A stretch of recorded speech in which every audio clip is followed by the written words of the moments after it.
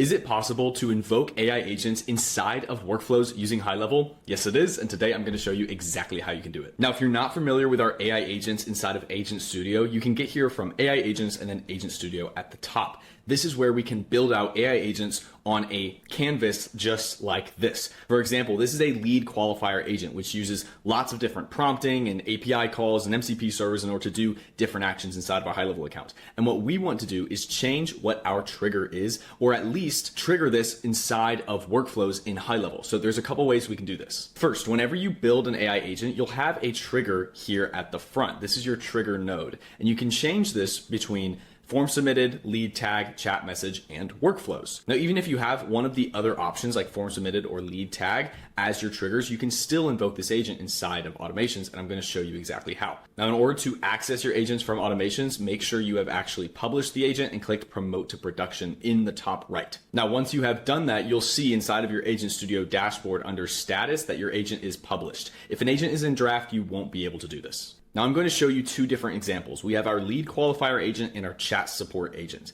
Now these are the two different agents, and our lead qualifier one has chat message as our trigger type, and our chat support agent has workflows as its trigger type. Both of these are deployed, both of these are promoted to production, and now I'm going to show you how these both operate inside of workflows. So when we navigate over to automations, and then click new workflow in the top right, and then click start from scratch, we can start our workflow. Now inside of our AI agents, we have 4 different types of triggers.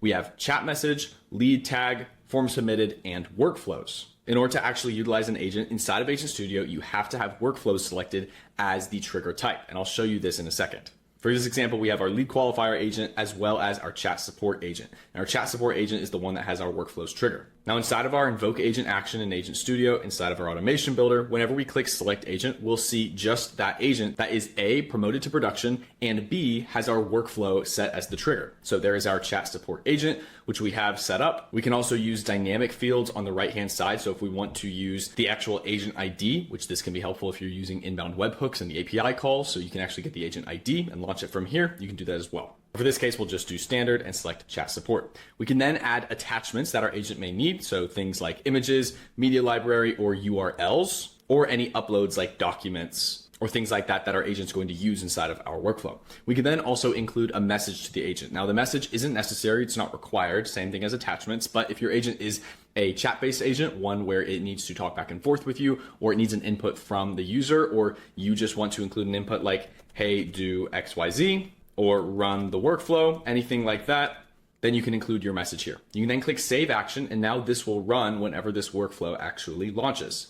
Now, let's say we want to use that lead qualifier agent that we talked about earlier inside of our workflow. After all, we're getting leads from, let's say, a booking link or form submission, and we want to run those inside of our workflow. So all we have to do is we have to change this trigger to workflows.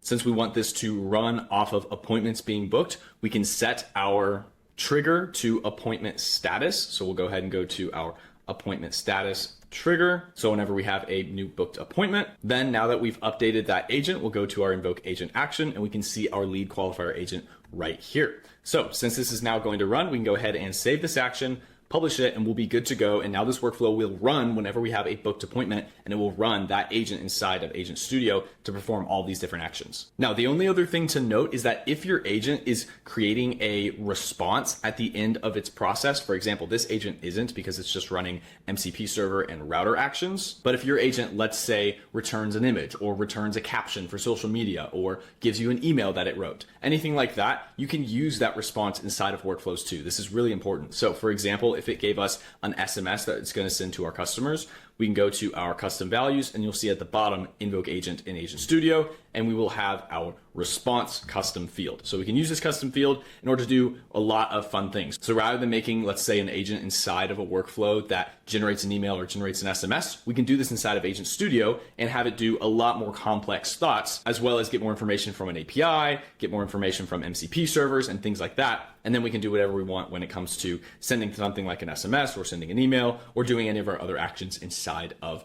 our workflow. So as you can tell, there's a lot of great use cases for this, especially when you're trying to use triggers inside of workflows that aren't available in Agent Studios, like appointment being booked, then that can be a great trigger to use and then invoke your agent afterwards. So if you have any questions about invoking agents inside of workflows, feel free to drop a comment on this video. As always, my name is Andrew, and thank you very much for watching.